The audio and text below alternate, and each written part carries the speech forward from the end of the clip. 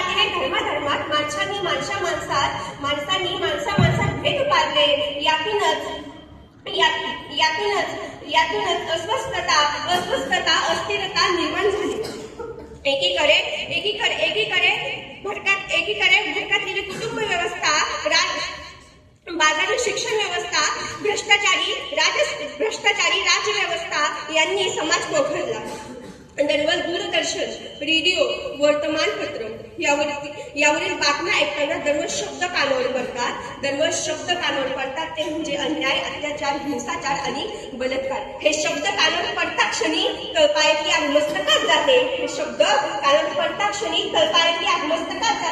आणि ते शब्द आठवतात. अंगणातील तुळस गोठ्यातली गाय,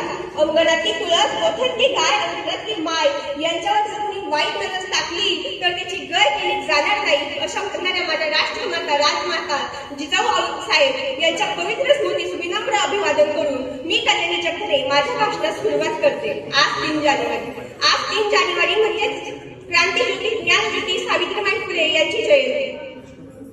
सावित्रीबाई फुले यांचा जन्म 3 जानेवारी 1831 रोजी सातारा जिल्ह्यातील नायगाव येथे झाला. वयाच्या अवघ्या 9व्या वर्षी त्यांचा विवाह महात्मा ज्योतिराव फुले यांच्याशी झाला. बालवयातच समाजात असणारा अन्याय, अत्याचार, रूढी, परंपरा, अंधश्रद्धा यांचा खोलवर परिणाम सावित्रीबाईंच्या मनावर झाला. या समाजाला जर आपल्याला सुधारायचं असेल तर स्त्री शिक्षणाशिवाय पर्याय नाही, हा व्यापक विचार महात्मा ज्योतिराव फुले यांनी केला आणि आपली पत्नी म्हणजे सावित्रीबाई फुले यांना घरीच लिहायला वाचायला शिकवलं. त्यावेळी जमिनीची पाती झाली, कांतीची पेलसेन झाली. आणि म्हणूनच आजची महिला राष्ट्रपती झाली.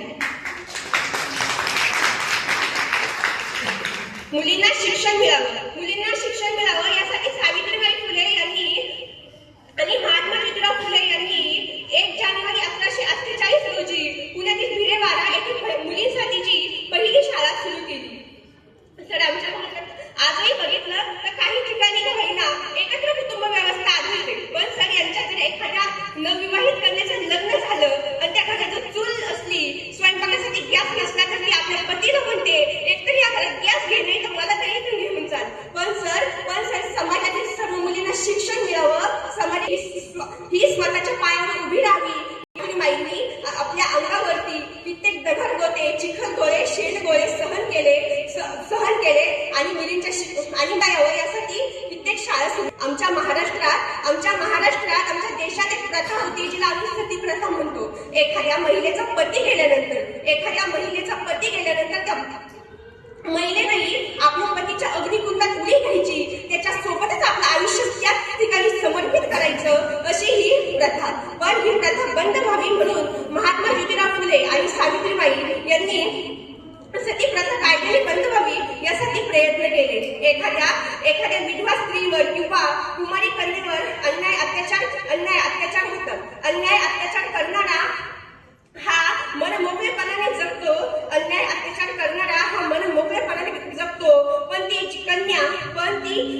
कन्या तिला आत्महत्या केल्याशिवाय पर्याय मिळत नाही. म्हणूनच महात्मा ज्योतिराव फुले आणि सावित्रीबाई यांनी आपल्या घरीच बालहत्या प्रतिबंध गृहाची स्थापना केली आणि कित्येक महिलांचे प्राण वाचवले, कित्येक नवजात मुलांचेही प्राण वाचवले. महात्मा ज्योतिराव फुले यांच्या मृत्यूनंतरही सावित्रीबाई यांनी आपले समाजसेवेचे कार्य असेच अखंडतेने चालू ठेवले. आंतरजातीय विवाह हा समाजात झाला पाहिजे, म्हणूनच सावित्रीबाई फुले यांनी प्रयत्न केले. सर, आमच्या महाराष्ट्रात आता एक घटना घडली नांदेडमध्ये. एका 18 ते 20 वर्षाच्या युवकाला अतिशय निर्दयीपणाने ठार मारण्यात आलं. त्याचं कारण होतं ते म्हणजे आंतरजातीय विवाह. पण आंतरजातीय विवाह व्हावा यासाठी सावित्रीबाईंनी अनेक प्रयत्नही केले आणि आपला मुलगा यशवंत आणि राधा यांचा आंतरजातीय विवाह घडून आणला आणि तोच आमच्या महाराष्ट्रातील पहिला आंतरजातीय विवाह ठरला. भारतामध्ये प्लेगची साथ सुरू झाली. दवाखाने मध्ये माणसं भराभर जात होते, दवाखाने भरत होते. प्लेग सेवा सावित्रीबाई फुले या करत होत्या. त्यांना दवाखान्यात नेत होत्या आणि त्यातच एका मुलाला दवाखान्यात नेत असताना सावित्रीबाईंनाही प्लेगची लागण झाली आणि त्यातच त्यांचा 10 मार्च 1897 रोजी प्राणज्योत मावळली. सर आम्ही म्हणतो आम्हाला सावित्रीबाई कळली. सर आम्ही म्हणतो आम्हाला सावित्रीबाई कळली. आजची स्त्री शिक्षित झाली. पण सर असा प्रश्न केला खरंच आजची स्त्री ही सुरक्षित आणि तिला हवा तर सन्मान मिळतोय का? पण तर त्याचं उत्तर नाही असेच मिळेल. कारण आजही बघितलं तर सर आमच्या महाराष्ट्रामध्ये 3 वर्षाची चिमुरडी सुरक्षित राहिली नाही. कित्येक स्त्रियांचं आयुष्य गर्भातच संपवलं जातं. कित्येक उमलत्या कायांना जन्माला येण्या अगोदरच मारलं जातं. मग आम्ही म्हणावं तरी कसं की सावित्रीबाई आम्हाला समजल्या आणि आम्ही स्त्री सन्मान आणि स्त्री आमच्या देशातली स्त्री सुरक्षित आहे. शेवटी जाता एवढेच म्हणे ज्ञानाचा दिवा हातात धरून